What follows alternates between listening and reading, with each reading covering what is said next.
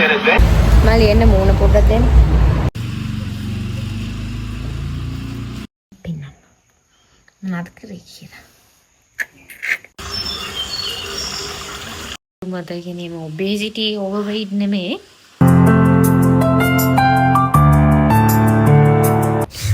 Hello buddies, welcome back to my YouTube channel. ඉතින් කොහොමද මේ vlog එකේ දන්සල් vlog එක ඒ වගේම කොහොමද වෙසක් සැමරුවේ කියන vlog එකයි තව day vlog එකකුයි තමයි include වෙන්නේ. ඉතින් මම මුලින්ම කියන්න ඕන I have a cold right now, so my voice is little bit different. ඉතින් මේ තියෙන්නේ අපි වෙසක් බලපු විදිහ මුලින්ම මෙන්න මේ විදිහට අපි දන්සල් වැන්දා. ඊට පස්සේ ලොකු වෙසක් පහන් කූඩුවක් තිබ්බා. ඒකත් අපි බලන්න ගියා. මේක තිබ්බේ හීනරන්දෙනිය. ඉතින් බලන්න කොච්චර මහන්සි වෙන්නේ නැද්ද ඇත්තටම මේවා හදන්න. සමහරට මාස ගණන් අවුරුදු ගණන් විතර මහන්සි වෙන්නේ නැති මේවා හදන්න. ඉතින් ඊට පස්සේ මෙන්න මේ විදිහට අපි වටපිටාවේ තියෙන සිරියස්සි නරඹමින් එහෙම ගියා. පාසල් වලට එහෙම ගිහිල්ලා තිබ්බ වෙසක් කූඩු තෝරන් එහෙම බැලුවා. ඉතින් මං ගත්ත වීඩියෝ ක්ලිප්ස් ටික එකතු කරලා මේ vlog එකට දැම්මා. තවත් සමහර ලස්සන වෙසක් කූඩු තිබ්බා. ඉතින් මේ ගත්ත ටික තමයි මේ තියෙන්නේ. මේ තමයි ස්කෝල් එක හදලා තිබ්බ වෙසක් කූඩු ටිකක්. ක්‍රියුම් හද තමයි තිබුණේ. ඊට පස්සේ ඔක්කොටම කලින් මම පෙන්නන්නම් කොහොමද අපේ ගෙදර අපේ වෙසක් කූඩු හැදුවේ එහෙම කියලා. මෙන්න මේ විදිහට අපි මේක TikTok එකෙන් තමයි මම දැක්කේ. ගොඩාක් ගෙවල් වල මේ පාර අවුරුද්දට මෙහෙම හදලා තිබුණා. මේ වගේ නෙළුම් මල් වෙසක් කූඩු. ඉතින් මේ ඇත්තටම ගොඩාක් ගෙවල් වල මේවා හදලා තිබුණා. සමහරට ඒ වීඩියෝ එකේ හින්දා වෙන්නේ නැති මේක වෛරල් වෙන්නේ නැත්තේ. මුලින්ම මම කරේ මේ විදිහට අපේ නංගිතම ওই විදිහට ඇතුලේ ස්ට්‍රක්චර් එක හදලා දුන්නේ. කපලා කරලා මල්ලිත් සහයෝගය දැක්කුවා.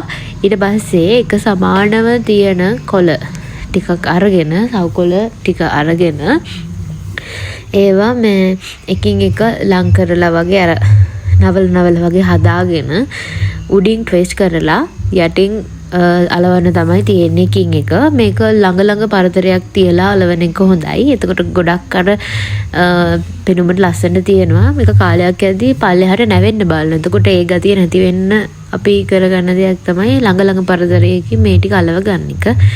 ඊට පස්සේ උදේ දවල් රෑ නොබලා මෙන්න මේ විදිහට අපි වෙසක් කූඩු අලවුවා. තියෙන වැඩ ටිකත් මැනේජ් කරගෙන. ඊට පස්සේ අපේ මල්ලි හදපු මෙන්න මේ අර චිප්ස් එකත් කෑවා. රසට තිබ්බා. ඉතින් කොහොමද ළමයි ඔයාලගේ පැත්තේ වෙසක් එහෙම තිබුණේ? මේ පාරත් හොඳට ලස්සනට වෙසක් කූඩු සරසලා තිබ්බද? ඒ විදිහෙම කියලා පොඩි කමෙන්ට් එකක් දාන්න බලන්න මටත් දැනගන්න. ඉතින් මට කියන්න ඕනේ දැන් මං අර අපි අලව වෙසක් කූඩුවට ගෙනාවු තවකොළ නම් මේ පාර ඇත්තටම මේ ඒ කියන්නේ අද ඇලවුවනම් හෙට බලද්දී ඒකේ ඔර පාට ගිහිල්ලා පොඩි ලයිට් එළියටත් පාට යනවා නේ. මන් දන්නේ සව්කොළ වලත් දැන් චුට්ටි වෙනස්කම් ඇතලා. ඊට පස්සේ ඉතින් මේ වගේ වැඩත් මං ඉඳලා ඉටලක් කරනවා. එන්න ළමයි මට ලයිසන්ස් තියෙනවා. හරිද මෙහෙම ගියාට මේ තියෙන්නේ අපේ ගෙදර වෙසක් කූඩු ටික එල්ලලා වෙසක් සැරසිලි තිබ්බ විදිහ. ඊට පස්සේ ළමයි මේ වෙසක් ගෙවර වෙලා දවස් 2-3කට විතර පස්සේ මායි මල්ලි ජිම් යන්න පටන් ගත්තා. මල්ලි නම් කලින් ගියා. මම මේ ෆස්ට් ටයිම් යන්නේ ජිම් එකට. මං ඉතින් ජිම් එකට කාලේ වෙන යන්න කියලා හිටියේ. ඒත් වැඩත් එක්ක යන්න බැරුණා. ඒනට මම කොහොමද ටයිම් එකක් හදාගෙන යන්න බලනවා. මේ ටයිම් එක මැනේජ් කරගෙන. මල්ලි එන්න මොන පොඩ්ඩක් දෙන්න මල්ලි. මොය කෝණ එක තමයි. hello guys, ඉතින් අද දෙවෙනි දවසේ මං ජිම් එකට යන. ඉතින් guys ජිම් එකට ගිහින් ආවා. තයිස් වල පොඩි ප්‍රශ්නයක් තමයි. කියන්නේ තයිස් චුට්ටක් තිදෙන්.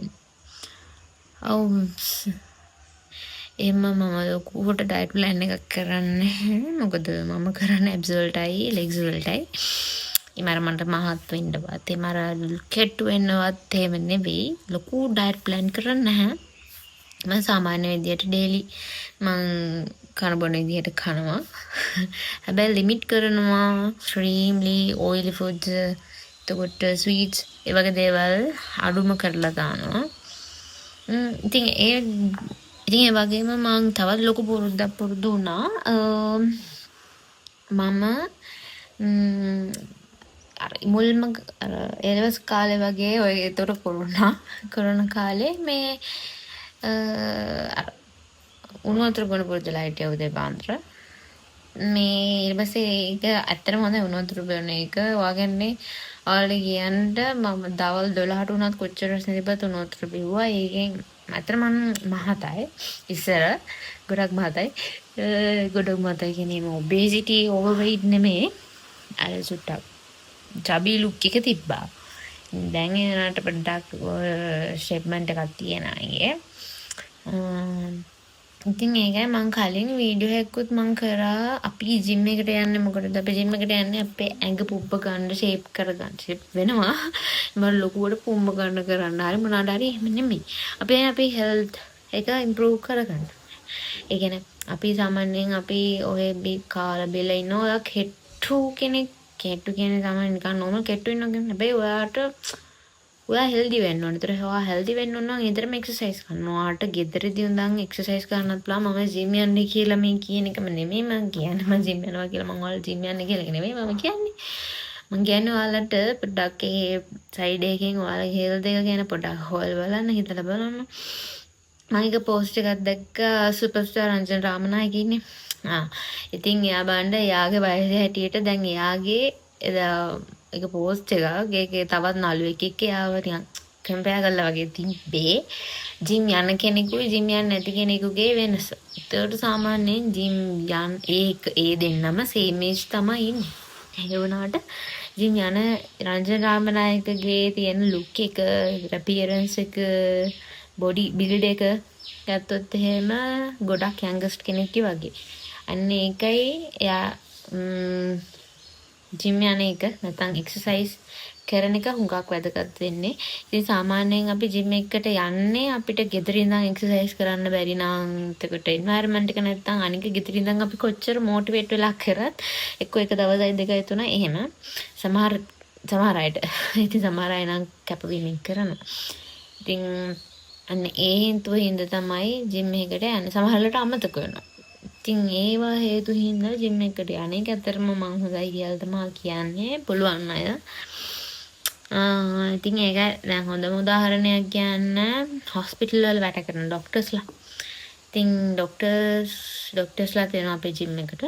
ඒක තේරුම තමයි කොච්චර බිසි වුණත් තමන් බලනවා තමන් වෙනුවෙන් තමන්ට දෙයක් කරගන්න. තමන්ගේ හෙල්ත් එකට, තමන්ගේ ලයිෆ් එකට වැදගත් දෙන්න දෙයක් කරගන්න. ඉතින් කොච්චර බිසි ලයිෆ් එකක්ද ડોක්ටර්ස්ලා නර්සස්ලා ඒ කියන්නේ හෙල්ත් කෙයාර් සිස්ටම් එකේ ඉන්න කට්ටිය ගත කරන්නේ. ඉතින් එයාලගේ වෙනුවෙන් එයාලගේ ලයිෆ් එක වෙනුවෙන් එයාලා කරන්නේ එයාලට ආදරේ හින්දා එයාලගේ සෞඛ්‍යයට ආදරේ හින්දා එයාලා කරන්නේ එයාලගේ සෞඛ්‍ය මේන්ටේන් කරනවා හොඳ විදිහට.